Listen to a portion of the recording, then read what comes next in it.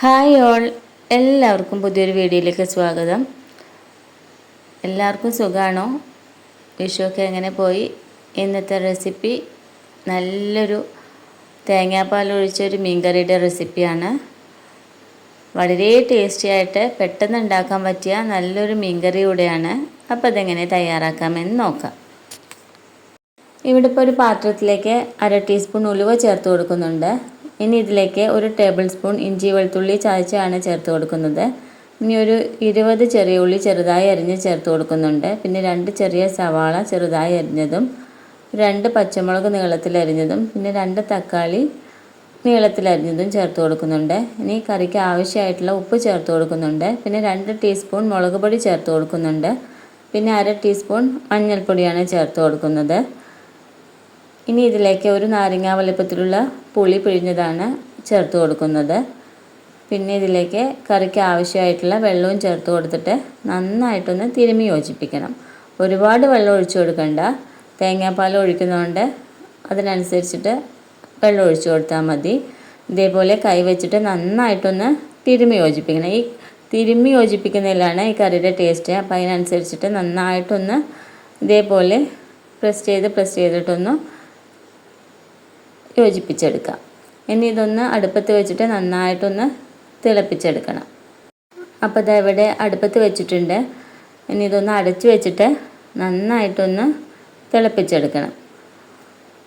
അപ്പോൾ ഇത് ഇവിടെ നമ്മുടെ ഉള്ളിയും തക്കാളിയൊക്കെ നന്നായിട്ടൊന്ന് തിളച്ച് വന്നിട്ടുണ്ട്. നല്ല രീതിയിൽ തക്കാളിയൊക്കെ ഒന്ന് വെന്ത് കിട്ടിയിട്ടുണ്ട്. ഇനിയാണ് ഇതിലേക്ക് മീൻ കഷ്ണങ്ങൾ ചേർത്ത് കൊടുക്കുന്നത്. ഇവിടെ ഇപ്പോൾ കറിക്ക് എടുത്തിരിക്കുന്നത് അയല മീനാണ്. നിങ്ങളുടെ കയ്യിൽ ഏത് മീനാണോ ഉള്ളത് അതിനനുസരിച്ച് എടുക്കാം. ഇവിടെ ഇപ്പോൾ 1 കിലോ അയല മീൻ എടുത്തിട്ടുണ്ട്. അത് ചേർത്ത് കൊടുത്തതിന് ശേഷം ചെറുതായിട്ടൊന്ന് ഇളക്കി കൊടുക്കാം.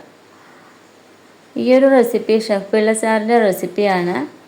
അപ്പോൾ എല്ലാവരും ഒന്ന് ട്രൈ ചെയ്ത് നോക്കണേ. ചെറുതായിട്ടൊന്ന് ഇതേപോലെ ഒന്ന് ഇളക്കി കൊടുക്കാം. അതല്ലെങ്കിൽ ഒന്ന് ചുറ്റിച്ചേർത്താലും മതി. ഇനിയാണ് ഇതിലേക്ക് മാങ്ങ കഷ്ണങ്ങൾ ചേർത്ത് കൊടുക്കുന്നത്. അപ്പോൾ അതവിടെ മീനെല്ലാം ഒന്ന് നന്നായിട്ടൊന്ന് കറിയിലൊന്ന് മുക്കി വെച്ചിട്ടുണ്ട്. ഇനി ഇതിലേക്ക് ഒരു ചെറിയ മാങ്ങ തോലെല്ലാം കളഞ്ഞത് ഒന്ന് ചേർത്ത് കൊടുക്കാം. ഇനി ഇതിൻ്റെ മുകളിൽ കുറച്ച് കറിവേപ്പില കൂടെ ചേർത്ത് കൊടുക്കുന്നുണ്ട്. എന്നിട്ട് ഇതൊന്ന് ചുറ്റിച്ചെടുക്കാം. ഇനി ഇതൊന്ന് അടച്ചു വെച്ചിട്ട് ഇതൊന്ന് വേവിച്ചെടുക്കണം. മീനും മാങ്ങയെല്ലാം ഒന്ന് നന്നായിട്ടൊന്ന് വെന്ത് കിട്ടണം. അതിനനുസരിച്ചിട്ട് ഒന്ന് അടച്ചു വെച്ചിട്ട് 1-2 മിനിറ്റ് ഒന്ന് വേവിച്ചെടുത്താൽ മതി. ഇപ്പോൾ ഇതാ ഇവിടെ മീനെല്ലാം നന്നായിട്ട് വെന്തിട്ടുണ്ട്. ഇനി ഇതിലേക്ക് തേങ്ങാപ്പാലാണ് ചേർത്ത് കൊടുക്കുന്നത്. തേങ്ങാപ്പാൽ ചേർത്ത് കൊടുത്തതിന് ശേഷം വീണ്ടും ഒന്ന് ചുറ്റിച്ചെടുക്കാം. ചെറുതായിട്ടൊരു തിള വരുമ്പോൾ നമുക്ക് ഫ്ലെയിം ഓഫ് ചെയ്യാവുന്നതാണ്. ഇനി ഇതിലേക്ക് കുറച്ച് പച്ച വെളിച്ചെണ്ണ ചേർത്ത് കൊടുക്കുന്നുണ്ട്. പിന്നെ കുറച്ച് കറിവേപ്പില കൂടെ ചേർത്ത് കൊടുക്കുന്നുണ്ട്. അപ്പോൾ വളരെ എളുപ്പത്തിൽ തയ്യാറാക്കാൻ പറ്റിയ എന്നാൽ വളരെ ടേസ്റ്റി ആയിട്ടുള്ള നല്ലൊരു മീൻകറിയുടെ റെസിപ്പിയാണ്. ഗസ്റ്റൊക്കെ വരുമ്പോൾ പെട്ടെന്ന് ഉണ്ടാക്കാൻ പറ്റിയ നല്ലൊരു റെസിപ്പി കൂടെയാണ്. ഇത് ചോറിൻ്റെ കൂടെ ആയാലും ബ്രെഡ് അങ്ങനെ എന്തിൻ്റെ കൂടെയും കഴിക്കാൻ പറ്റിയ നല്ലൊരു റെസിപ്പി കൂടെയാണ്.